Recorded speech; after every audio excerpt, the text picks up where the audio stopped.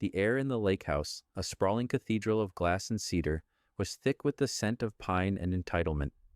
Julian Vance stood by the immense stone fireplace, the low afternoon sun casting long shadows across the polished oak floor. He felt the familiar weight of his wife's family's judgment settle upon him, a pressure as constant and invisible as the atmosphere itself. Clara, his wife, glided across the room, her champagne flute held like a scepter. She stopped before him, her eyes the color of a winter sky, sweeping over his simple attire, a dark sweater and trousers, with a familiar faint disapproval. "You seem awfully comfortable here, Julian," she said. Her voice was light, but it carried a sharp, metallic edge that he knew all too well. Her parents, Marcus and Eleanor Thorne, watched from their leather armchairs, their expressions a mixture of condescension and predatory amusement. Julian offered a small, placid smile. "It's a beautiful home." "Beautiful? Hard not to be." Clara laughed, a sound like ice cubes rattling in an empty glass. "Beautiful, yes, but one has to earn a place like this. It's a symbol of achievement, of a certain stature." She took a delicate sip of her champagne. "Honestly, darling, you don't deserve to be here." The statement landed, simple, devastating, final.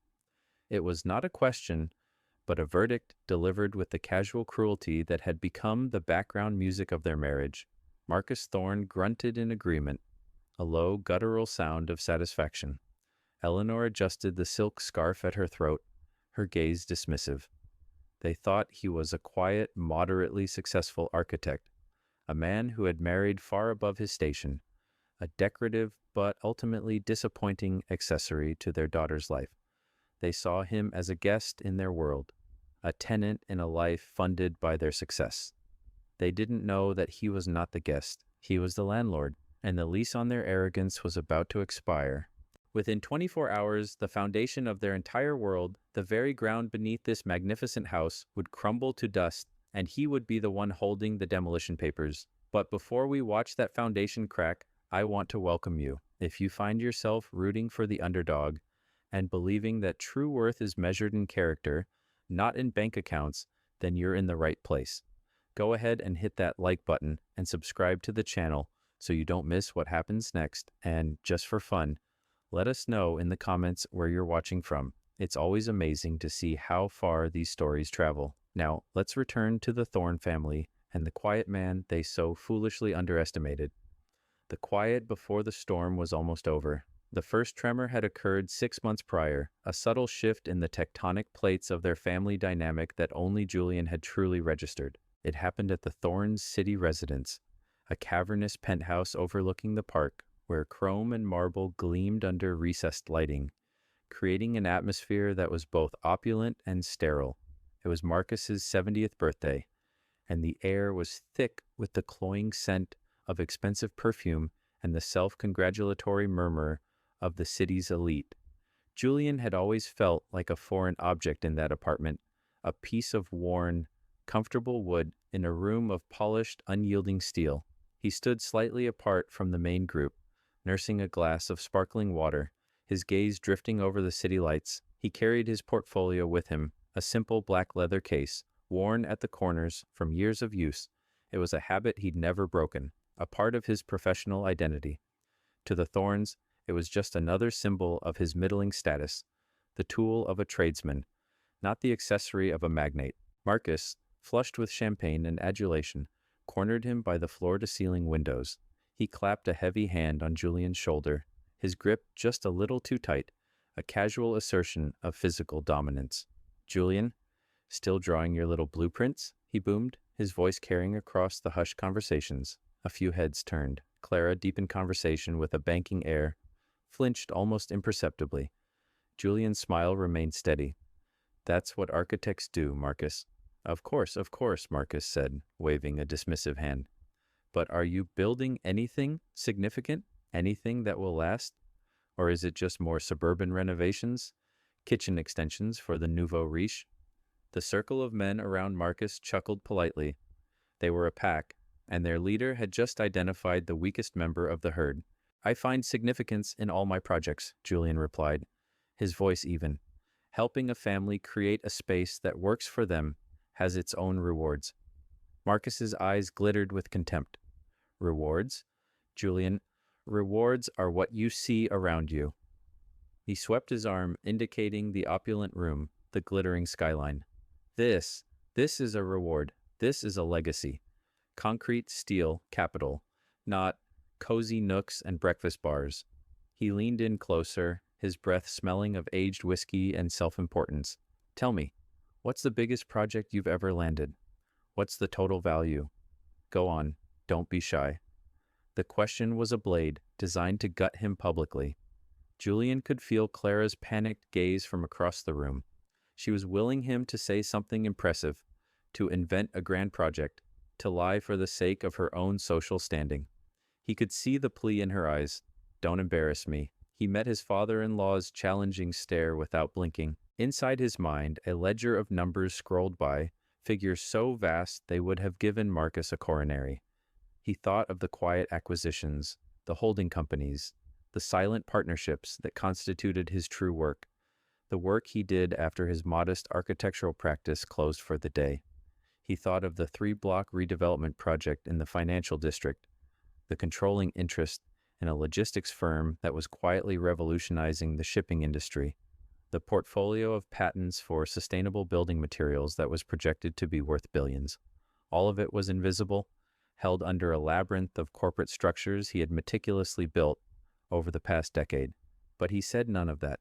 He simply replied, "My work is personal. I don't measure it by dollar value." Marcus threw his head back and roared with laughter. Personal? He says it's personal. That's what you say when the numbers are too small to mention. He turned to his audience. My daughter. She has a heart of gold. A heart of gold. Married for love, you see. She could have had anyone, but she chose a man of principle. The word was delivered like an insult, and the men around him smirked. Julian felt a familiar, cold calm settle over him. It was the feeling he got when he looked at a complex problem, a detached analytical focus that filtered out all the emotional noise. He saw Marcus not as a father-in-law, but as a system of predictable inputs and outputs. Input, arrogance, vanity, a need for dominance. Output, condescension, public humiliation, a fatal underestimation of his opponent. He glanced down at the portfolio resting against his leg. Tucked inside, amongst a few innocuous sketches for a residential extension, was a single folded document. It was a deed of trust for a shell corporation named Northwood Holdings, LLC. It was a name Marcus would have recognized instantly. Northwood was the primary lender for Thorne Industries' most ambitious project, a massive commercial development that was currently hemorrhaging money. Marcus believed Northwood was a faceless syndicate of foreign investors. He had no idea it was the man he was currently mocking in front of his friends. Clara made her way over, her smile brittle. Dad, you're monopolizing my husband, she said, her tone attempting a lightheartedness that didn't reach her eyes. She placed a hand on Julian's arm, a gesture that was meant to look supportive but felt like an attempt to physically pull him out of the line of fire. Julian is far too modest. He's working on some very interesting things. Is he now? Marcus said, turning his patronizing gaze on his daughter. Well, when he finally builds something taller than a 2-car garage, be sure to let me know. We'll throw a party. The laughter followed them as Clara led Julian away. Honestly, Julian, she whispered, her voice a furious hiss once they were out of earshot. Could you not have just said something? Made something up? You let him walk all over you. You make me look foolish. Telling the truth is foolish? Julian asked, his voice still quiet. Telling a truth that makes you look small is, she retorted, her cheeks flushed with anger and shame. This is my father's world, Julian. My world. You're living in it. The least you could do is try to fit in. He looked at his wife, at the beautiful, anxious face of the woman he loved, and saw for the first time the deep cracks in their foundation.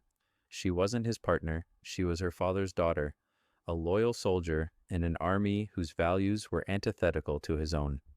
She was a silent enabler, a bystander to his humiliation, more concerned with the appearance of strength than the reality of his character. He said nothing more. He simply gave her arm a gentle squeeze and retreated back into his quiet observation, the cold, hard knowledge of what was to come resting in his worn leather portfolio like a block of ice. The game had been set for a long time. Marcus had just made his move. Now Julian would prepare his. The weeks that followed the birthday party were a study in escalating tension. The Thorns, emboldened by Julian's passive response, treated him less like a son-in-law and more like a court jester whose only purpose was to serve as a target for their casual disdain. The humiliation became a regular feature of their interactions, a ritual that reinforced the family hierarchy. Julian, in turn, retreated further into his quiet, observant shell, his outward humility a perfect camouflage for the strategic maneuvers he was executing in the shadows. A particularly galling incident occurred at the Thorns' exclusive country club, a bastion of old money and manicured lawns. Marcus had insisted they all attend the club's annual summer gala. For Julian, it was an ordeal to be endured. He disliked the forced pleasantries, the snobbery that clung to the air like the humidity. Clara, however, thrived in this environment. It was her native habitat. She wore a stunning silver dress that shimmered under the crystal chandeliers, and Julian felt a pang of the old affection he'd once had for her before the chasm between their values had grown so wide. They were seated at a large, circular table with some of Marcus's oldest business associates, men with hard eyes and soft hands, who appraised Julian with the same detached calculus they applied to stock portfolios. The conversation, inevitably, turned to business. Marcus was holding court, boasting about the progress on his flagship development, the Thorn Tower. "It's a legacy project," he declared, swirling the brandy in his snifter. "A monument to this city's future. Of course, the financing is complex. We're working with a rather demanding group, Northwood Holdings. Impersonal, but they have deep pockets." One of the men, a real estate mogul named Arthur Prescott, grunted. "Heard they play hardball, Marcus. You sure you can handle them?" Marcus laughed, a confident booming sound. "Arthur, please. I've been swimming with sharks my entire life. These people are no different. You just have to know how to show them who's in charge." Julian took a slow sip of his water, the name Northwood Holdings echoing in the quiet chambers of his mind. He was Northwood Holdings. He was the one setting the demanding terms, tightening the financial screws millimeter by millimeter, creating the very pressure that Marcus was now boasting about withstanding. The irony was so thick he could taste it. Eleanor Thorne, sensing an opportunity to elevate her own family by diminishing Julian, turned to him with a saccharine smile.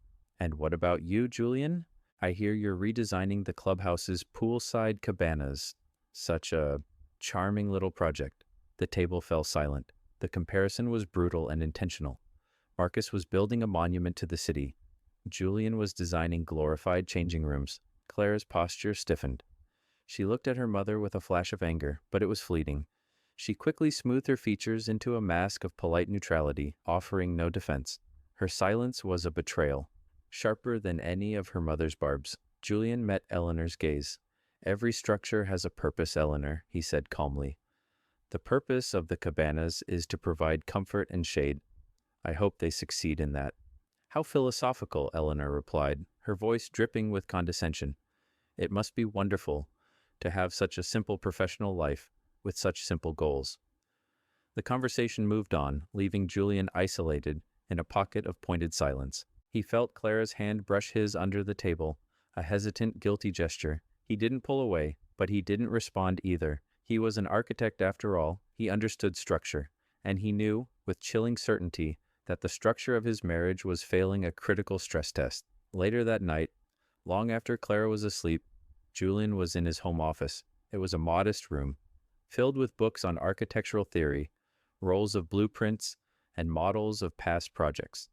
To Clara, it was the den of a man with small ambitions. She had no idea that behind a false panel in the bookshelf was a hardened, encrypted server that connected him to a global network of financial data. He sat before a bank of monitors, the cool blue light illuminating his focused expression. The cabana redesigned blueprints were pushed to one side. On the main screen was the intricate financial architecture of Northwood Holdings and its relationship with Thorn Industries. He was tracing the flow of capital, analyzing stress points, and preparing the next phase of his plan. It was a complex, multi-layered strategy, like designing a skyscraper to withstand an earthquake. Every move was calculated, every contingency planned for. He wasn't just an architect of buildings, he was an architect of consequences. He had spent years quietly building his fortune, starting with a small inheritance from a grandfather who had been a gifted but unheralded engineer. He had a natural genius for seeing patterns, for understanding complex systems, whether they were the load-bearing walls of a building or the interlocking debts of a corporate empire. He had parlayed that initial sum into a diversified and completely invisible portfolio. He lived modestly, not because he had to, but because he found wealth and its trappings to be a distraction. He valued creation, not acquisition. His plan regarding the Thorns hadn't started as a revenge plot. Initially, his acquisition of the debt on the Thorn Tower project was a purely strategic investment. He knew the project was over-leveraged and that Marcus was too arrogant to see the risks. It was a sound financial play. But as their contempt for him grew, as Clara's complicity became more pronounced, the nature of the plan began to shift. It was no longer just about business. It had become a moral equation. He wasn't seeking to destroy them, but to hold up a mirror, to force them to see themselves, stripped of the wealth and status they used as a shield for their cruelty. He pulled up a file on his screen labeled Lakeside. It contained the deed and title for the sprawling vacation home on Lake Orion, the one Clara had just told him he didn't deserve. He had purchased it 3 weeks ago through another anonymous LLC. The previous owner, a tech billionaire facing a sudden liquidity crisis, had needed to sell quickly and quietly. Julian had paid cash. The Thorns, who had been renting the property for the summer for years and had always dreamed of buying it, had no idea it had even been on the market. They believed the owner was still the same tech billionaire, and that they were simply continuing their annual rental arrangement. Julian looked at the digital deed, then at a photo of the house. He thought of Clara's words at the country club, her silent acquiescence to her mother's mockery. He thought of Marcus's booming laughter, of Eleanor's smug smile.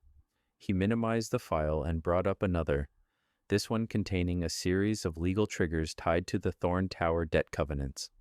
With a few keystrokes, he adjusted a single variable, tightening the conditions of a loan repayment that was due in 2 weeks. It was a small, imperceptible change, like a mason tapping a wedge into a hairline crack in a foundation. From the outside, nothing looked different, but the structural integrity had been irrevocably compromised. The collapse was now not a matter of if, but when. He shut down the monitors, the room plunging into darkness. He was patient. He could wait. The final weeks leading up to the trip to the lake house were the apex of the Thorn family's hubris. Marcus had, through a series of increasingly desperate financial gymnastics, managed to secure a temporary bridge loan to meet the latest payment demand from Northwood Holdings. He mistook this temporary reprieve for a victory. In his mind, he had faced down the mysterious aggressive lenders and won. His arrogance swelled to titanic proportions. He was convinced of his own invincibility, a belief that trickled down to his wife and daughter, intoxicating them with a renewed sense of superiority. To celebrate this triumph, Marcus and Eleanor hosted an impromptu dinner at their penthouse. The atmosphere was jubilant, almost manic. Marcus was expansive, recounting his battle with Northwood with the bravado of a general describing a successful campaign. "They thought they could squeeze me," he crowed, pouring a generous amount of a vintage Bordeaux into Julian's glass, an act of performative magnanimity.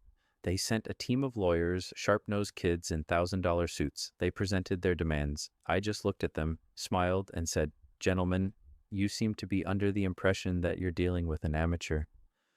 Eleanor and Clara laughed, their faces glowing with pride. Julian listened quietly, a faint, unreadable smile on his lips. He was the one who had instructed those sharp-nosed kids.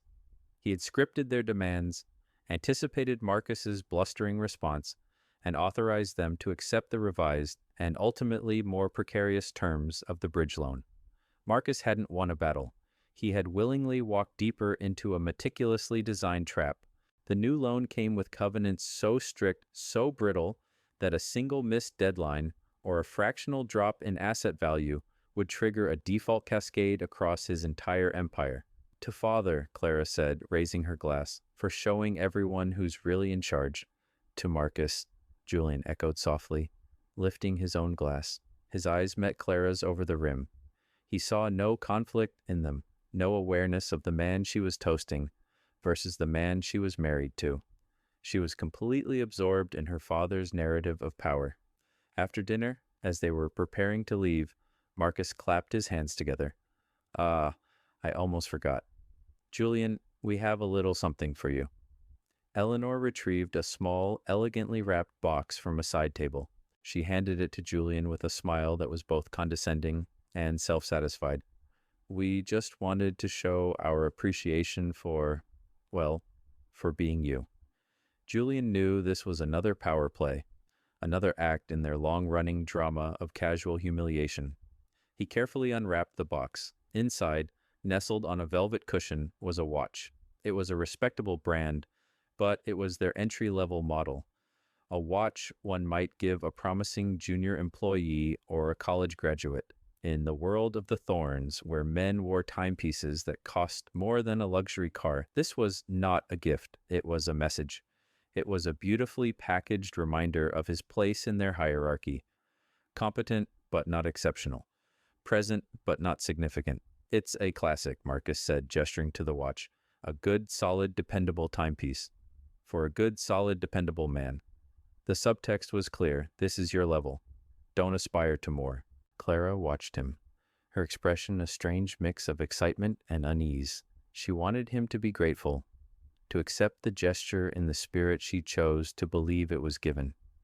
It's beautiful, isn't it? She prompted.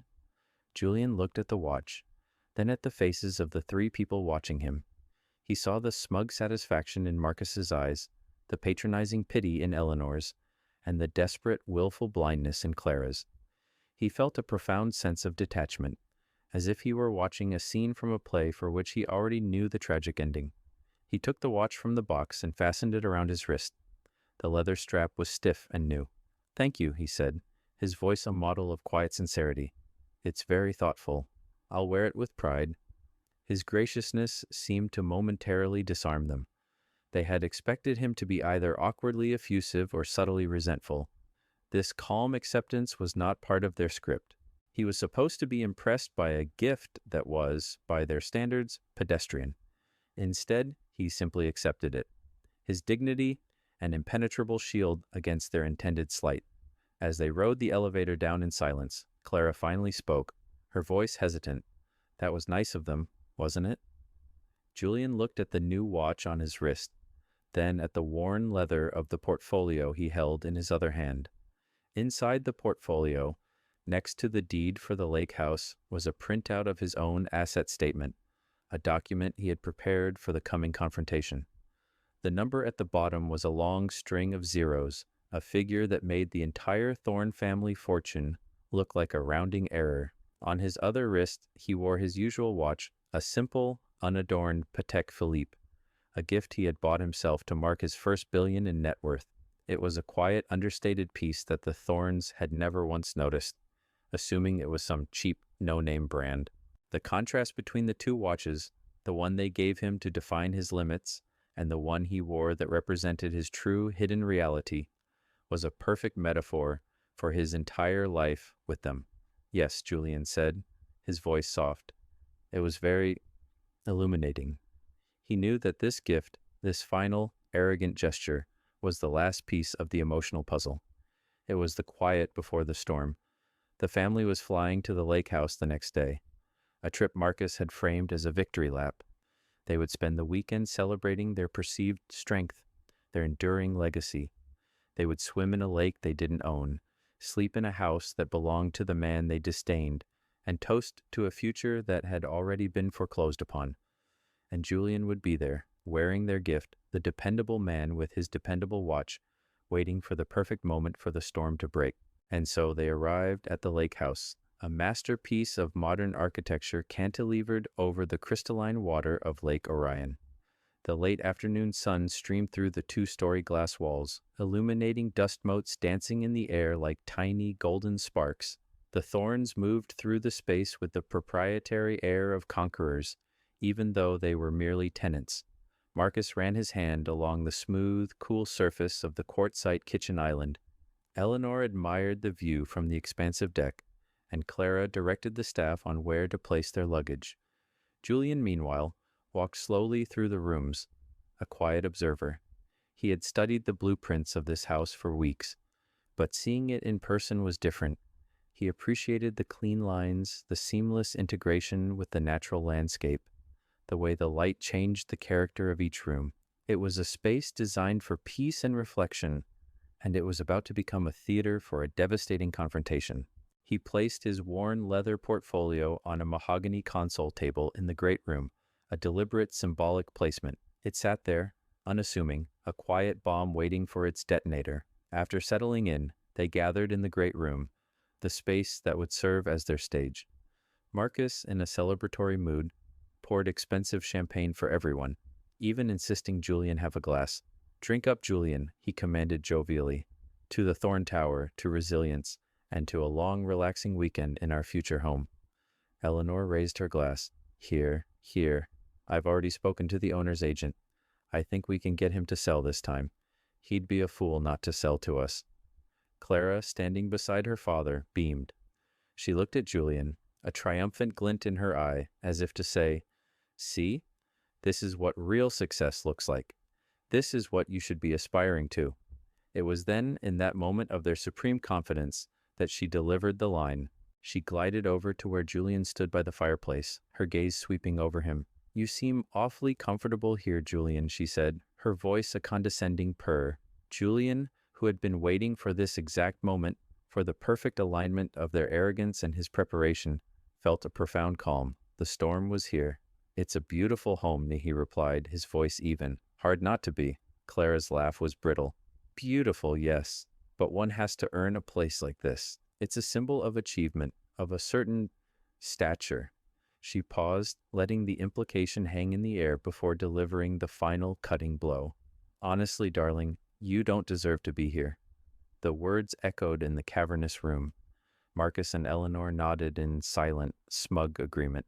This was the culmination of everything. Every joke at his expense, every dismissive comment, every silent betrayal. This was the thesis statement of their entire relationship with him. Julian did not flinch.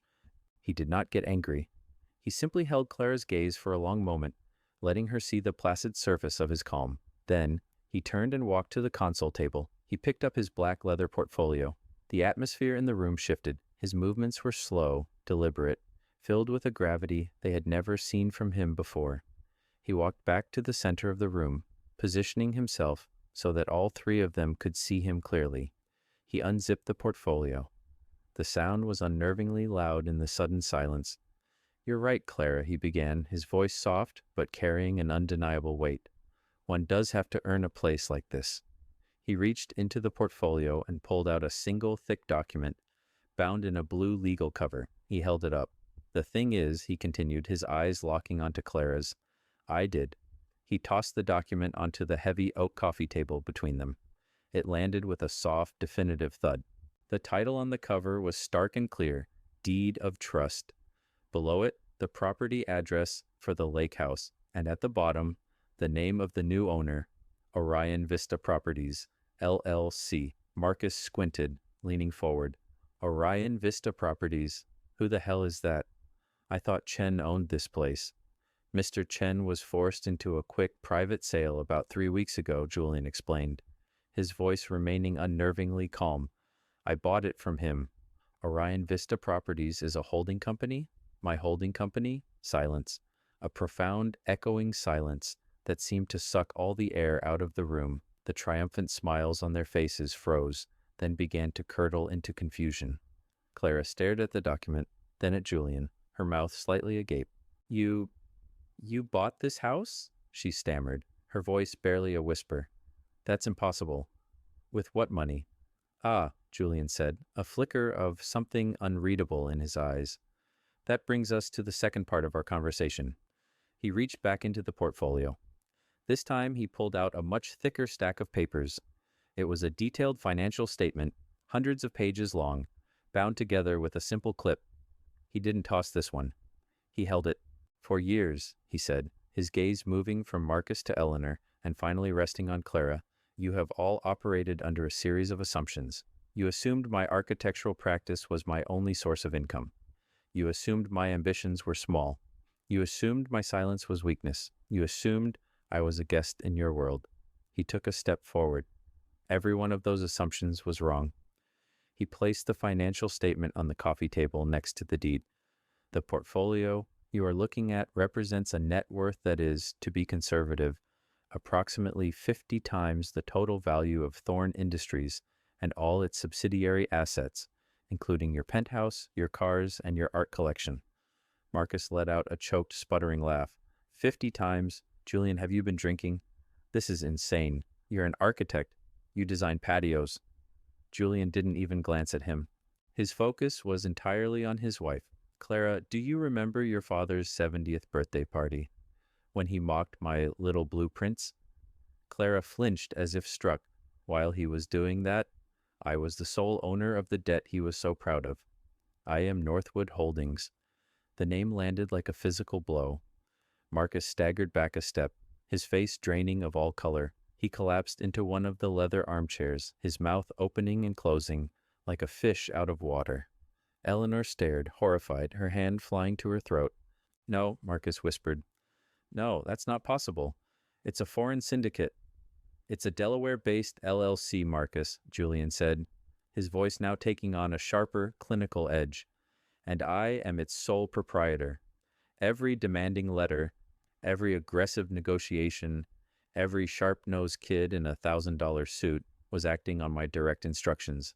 The bridge loan you were so proud of securing, I authorized it. I authorized it because its covenants are so absolute that I knew you would violate them within a month. And you did. 3 days ago, to be precise. When you leveraged the Thorn Tower assets to secure a secondary line of credit without disclosure, you triggered the default clause." He finally turned to look at Marcus, whose face had turned a pasty, sickly gray. "As of 9 a.m. yesterday morning, Marcus, I am not just your primary creditor. I am, for all legal intents and purposes, the owner of Thorn Industries, all of it." The room was spinning.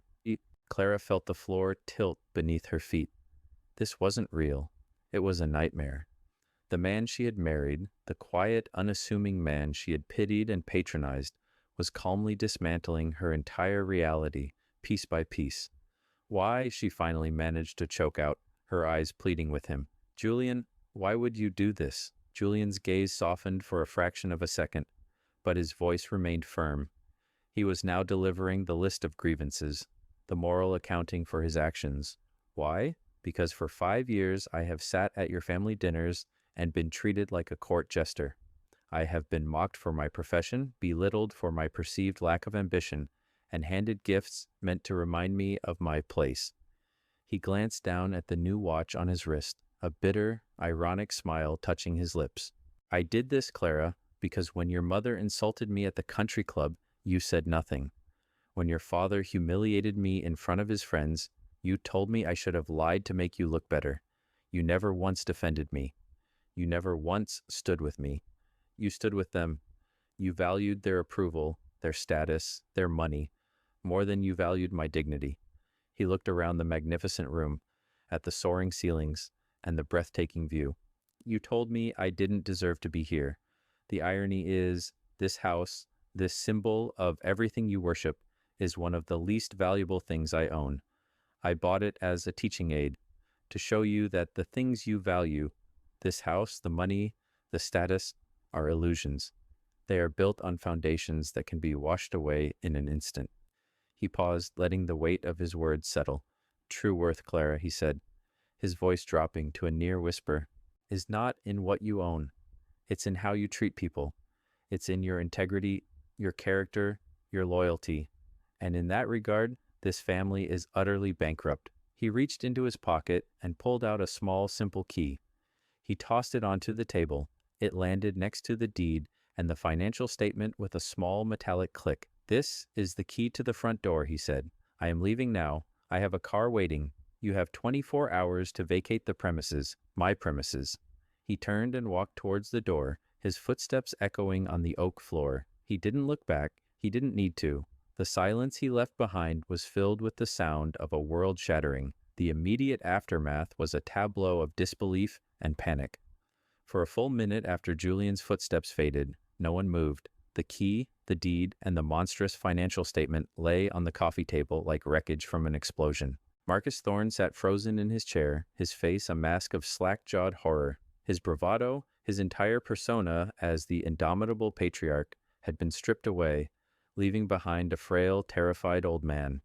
Eleanor was weeping silently, her meticulously constructed world of social standing and inherited prestige dissolving before her eyes. It was Clara who broke the spell. She let out a sound that was half sob, half gasp, and lunged for her phone. Her hands trembled so violently, she could barely unlock it.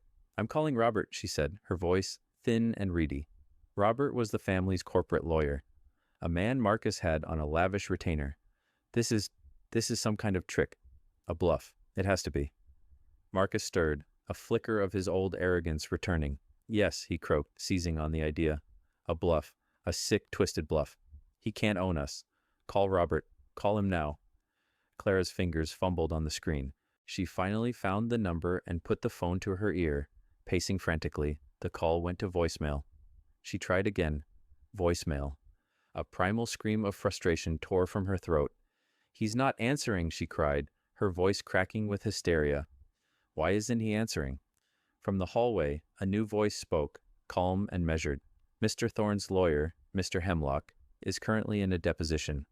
I'm afraid he won't be available for some time." They all spun around. A man stood in the grand entryway, where Julian had just exited. He was in his late 50s, with silver hair, a flawlessly tailored suit, and an air of quiet, unshakable authority. He held a briefcase in one hand. It was David Sterling, a man Marcus knew by reputation only, a legendary, semi-retired litigator known for handling the discreet affairs of the world's wealthiest and most private individuals. "Sterling?" Marcus stammered. "What are you doing here?" "Mr. Vance asked me to be present," Sterling said, stepping into the room.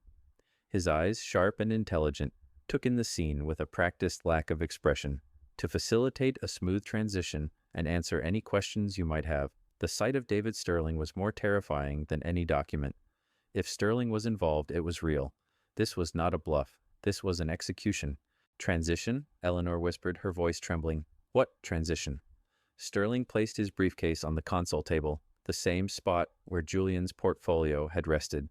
"The transition of all assets, properties, and controlling interests of Thorne Industries and its affiliates to their new beneficial owner. As of yesterday, that is my client, Mr. Julian Vance." He opened his briefcase and produced a thick file. "This contains the signed transfer of control documents, triggered by the default on your loan covenants. It's all perfectly legal. Mr. Hemlock himself, your own counsel, signed off on the original loan agreements. I assure you, they are ironclad." Clara stared at him, her mind reeling. "But my father's company, our homes, everything?" "Everything," Sterling confirmed, his tone matter-of-fact, not cruel. "The penthouse in the city, the cars, the art collection was collateralized against the secondary loan you took out, the one that triggered the default. This house, of course, was already Mr. Vance's property. The shares in Thorne Industries are now held by his trust. In short, the Thorne family's net worth is, as of this morning, effectively zero. In fact," he added, consulting a page from his file, "given the outstanding personal debts, it's slightly negative." Marcus made a strangled noise, clutching his chest. Eleanor rushed to his side, her face a mess of tears and running makeup. Clara turned on Sterling, her fear transmuting into a desperate, misplaced rage. "This is monstrous. It's theft. Julian can't do this." "On the contrary, Mrs. Vance," Sterling corrected her gently. "He can, and he has. It's not theft. It's the enforcement of a contract. A contract your father willingly signed, believing he was smarter than his counterparty." He paused, his gaze meeting hers. He was mistaken. Clara's anger collapsed back into despair. She looked at her parents, huddled together, their empire turned to ash around them. She looked at the key on the table, a simple object that now held more power than they had ever truly possessed, and she thought of Julian. The quiet man she had married, the man she had dismissed, the man she had allowed her family to humiliate time and time again. A new, more horrifying realization began to dawn on her. It wasn't just about the money. Julian could have taken the money at any time. He had waited. He had chosen this specific moment, this house, this celebration of their arrogance to pull the trigger. This wasn't a corporate takeover. It was a judgment. What does he want? She whispered, her question directed at Sterling, but meant for the universe. What does he want from us? Sterling closed his file. His expression softened, just slightly. I believe Mr. Vance was quite clear on that point, he said. He wants you to understand the difference between price and value, and he wants his house back. He glanced at his watch. Your 24 hours have begun. I have arranged for a car to take you to a modest but comfortable hotel in the city. Your personal belongings, clothing, photographs, items of sentimental value, will be packed and delivered to you. I suggest you start deciding what is truly important. The finality of his words was absolute. There was no negotiation, no appeal. They were no longer the powerful thorns. They were just people, stripped of everything they had used to define themselves. Clara sank onto the sofa, her body trembling. She looked at the beautiful room, the setting sun painting the sky in brilliant hues of orange and purple outside the vast windows. An hour ago, it had been a symbol of her family's triumph. Now, it was a monument to their ruin, a monument owned by the husband she had told wasn't worthy of even standing in it. The days that followed were a descent into a new, terrifying reality. The seamless efficiency with which their lives were dismantled was perhaps the most frightening part. It was not a chaotic, messy collapse. It was a quiet, orderly demolition, executed with the precision of a controlled implosion. The day after the revelation, the car Sterling had promised was waiting at the end of the long driveway. The three of them, Marcus, Eleanor, and Clara, had huddled together through a sleepless night, the silence of the massive house pressing in on them.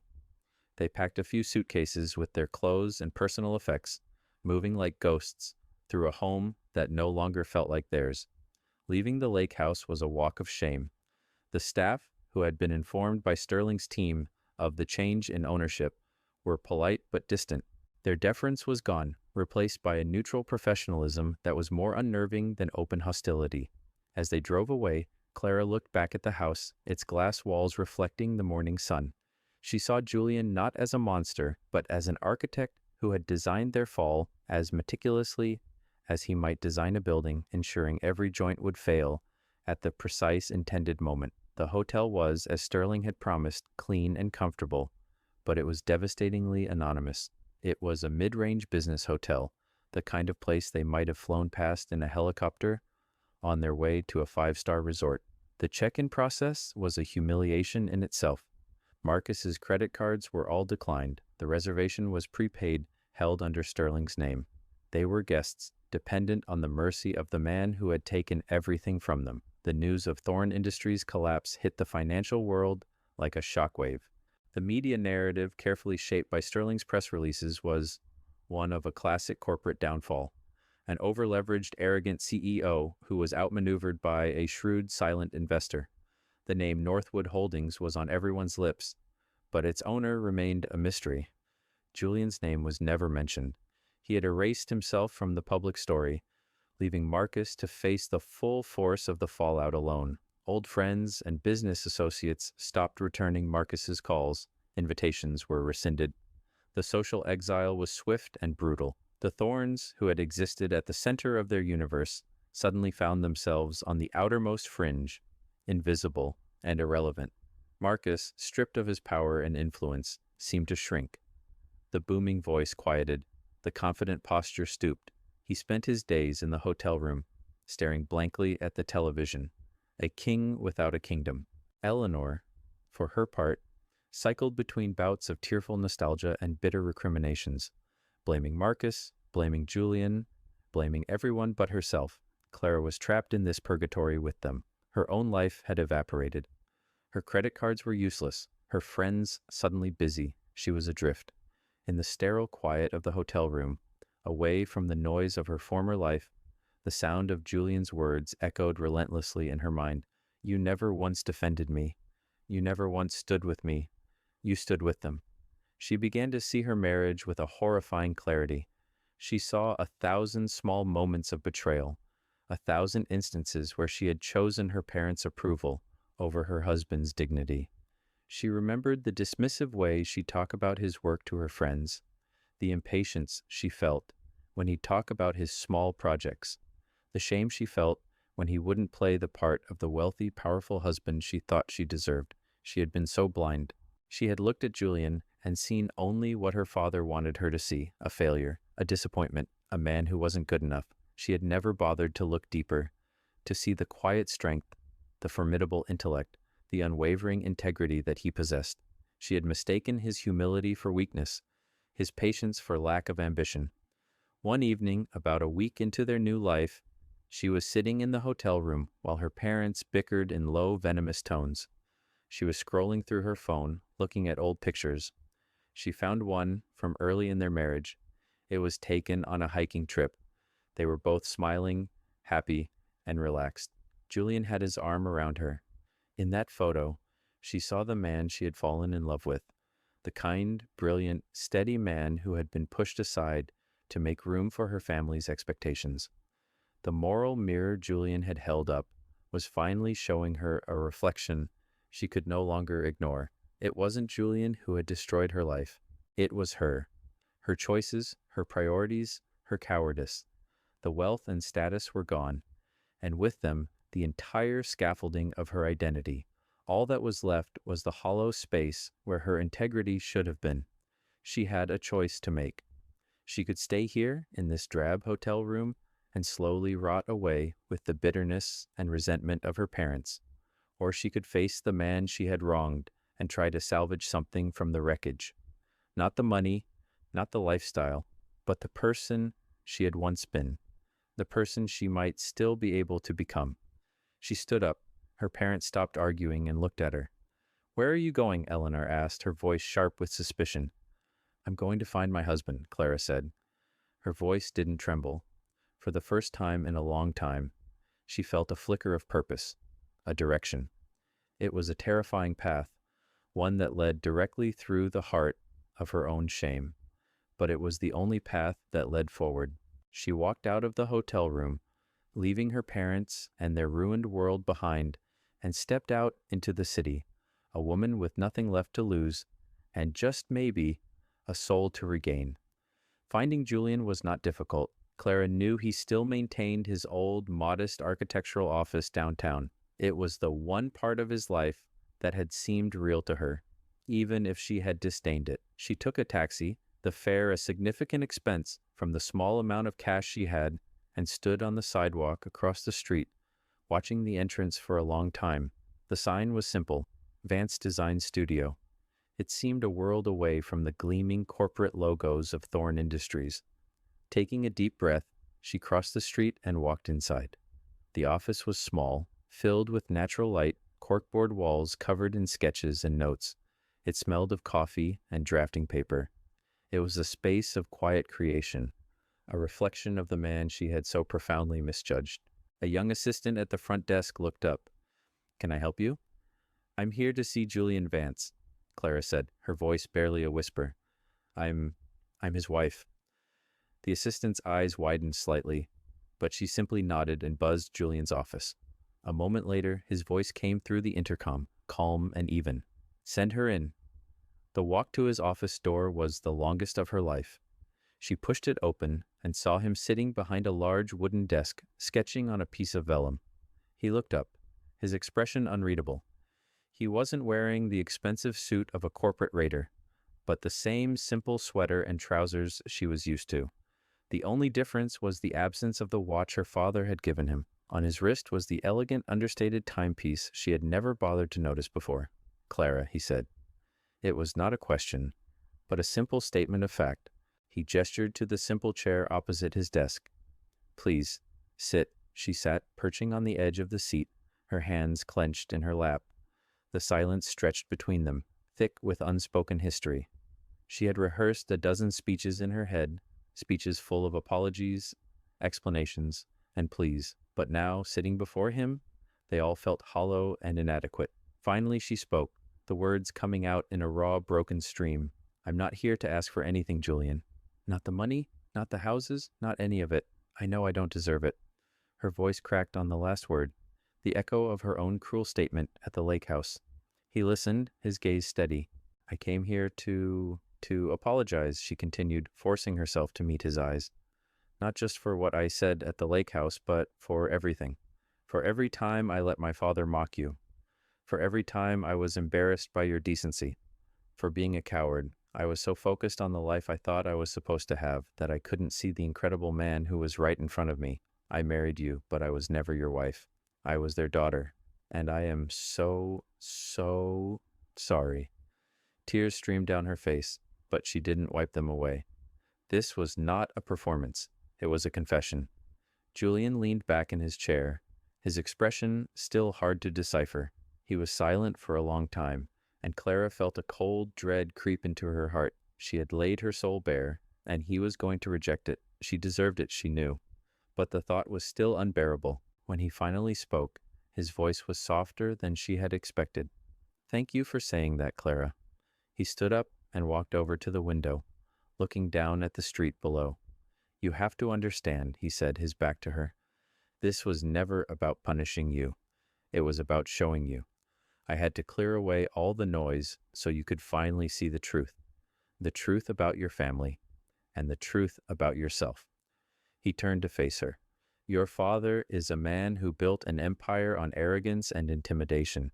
Your mother enabled him. They confused wealth with worth. I didn't take their money to make them poor. I took it to make them powerless, so they could no longer use their power to hurt people, including you. And me? She asked, her voice small. What did you want for me?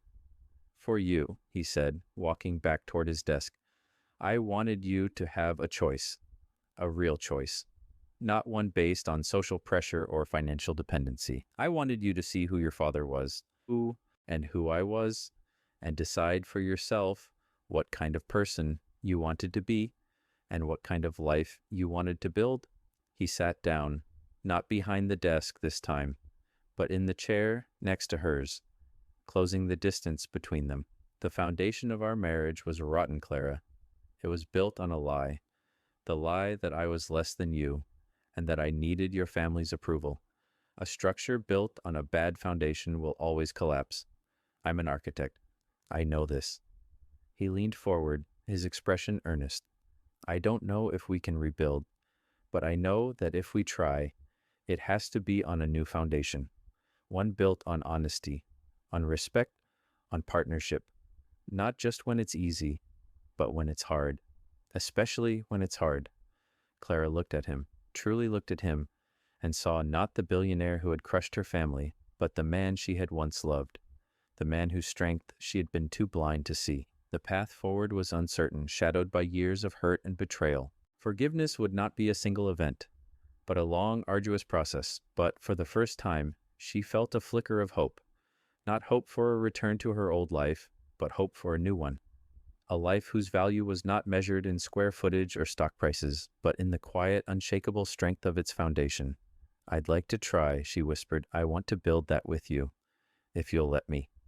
Julian held her gaze, and in his eyes she saw not the cold strategist of the boardroom, but the patient architect, willing to see if something new and beautiful could be built from the ruins. He offered her a small, tentative smile. It wasn't a promise of a happy ending, but it was a promise of a beginning, and for now, that was more than enough. Months passed. The autumn leaves turned from green to gold, and then fell, blanketing the city in a carpet of brown. The world of the Thorns did not magically reappear. Their fall from grace was permanent. Marcus and Eleanor, after a brief and miserable stay in the hotel, were forced to accept a small 2-bedroom apartment that Julian had arranged for them through a trust. It was in a respectable neighborhood, clean and safe, but it was a world away from their penthouse. The arrangement came with a modest but sufficient monthly stipend, enough to live on, but not enough for luxuries. The terms were simple. The money would continue as long as they made no attempt to contact Julian or interfere in Clara's life. Stripped of their wealth and social standing, they were just an elderly couple, living out their days in quiet obscurity, a fate they would have once considered worse than death. Clara did not move back in with Julian immediately. The rebuilding of their relationship was as slow and methodical as one of Julian's architectural projects. It started with coffee in neutral cafes, then dinners in quiet restaurants. They talked for hours, excavating the years of their marriage, examining the misperceptions, the resentments, the silent betrayals. Clara had to confront the ugliest parts of herself, her snobbery, her weakness, her complicity. Julian, in turn, had to learn to let go of the cold, hard shell he had built around his heart, to trust that her change was genuine. She got a job. For the first time in her adult life, she was not a socialite or philanthropist whose primary role was to attend galas. She had a degree in art history, something she had always been passionate about, but had been encouraged by her parents to treat as a hobby. She found a position as a junior curator at a small, independent art gallery. The pay was modest, but the work was fulfilling. She discovered a sense of self-worth that had nothing to do with her last name or her bank balance. She was building something of her own, on her own terms. Julian, for his part, made a few changes of his own. He began to integrate the two sides of his life. While he still ran his small, beloved design studio, he also took a more public-facing role in his larger enterprises. He established the Vance Foundation, a massive philanthropic organization dedicated to funding sustainable urban development and architectural innovation. He didn't put his name on buildings, but he put his resources behind ideas that could reshape cities for the better. He was still the same quiet, thoughtful man, but he no longer hid his capabilities.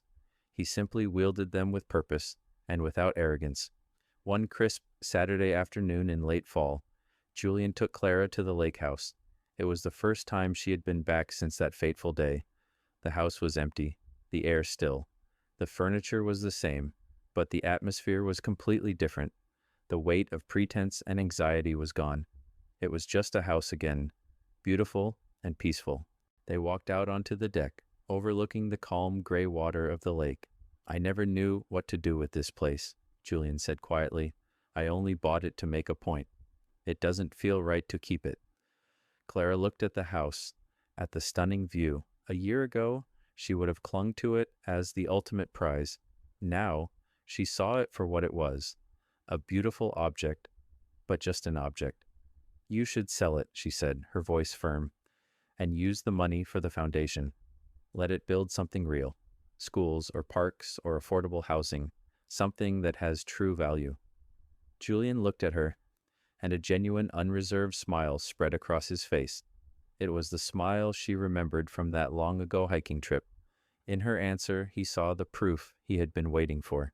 He saw that the foundation they were building was real, and it was strong. He took her hand, his fingers lacing with hers. "I think that's an excellent idea," he said. They stood there for a long time, watching the sun begin to set, not as a conqueror and his captive, or a billionaire and his dependent, but as two people who had walked through fire and found their way back to each other, scarred but stronger. They had learned the hard way that a person's true worth is not measured by what they have, but by who they are. It's not about the grand facade, but about the integrity of the hidden structure. It's a lesson about the difference between a house and a home, between wealth and worth, between the life you inherit and the one you choose to build. And in the end, that is a lesson for all of us. We all face moments where we are judged by superficial standards, where our quiet strengths are mistaken for weaknesses. This story is a reminder that true power lies not in loud displays of dominance, but in quiet integrity and patient strategy. It's a reminder that respect must be earned through character, not demanded through status. What do you think? Was Julian's response justified, or did he go too far? We'd love to read your thoughts in the comments below. Your perspective is what makes this community so special. And if you found this story of vindication and redemption satisfying, please give this video a like and subscribe for more stories that explore the deep and complex dynamics of human relationships. Thank you for watching, and we'll see you in the next one.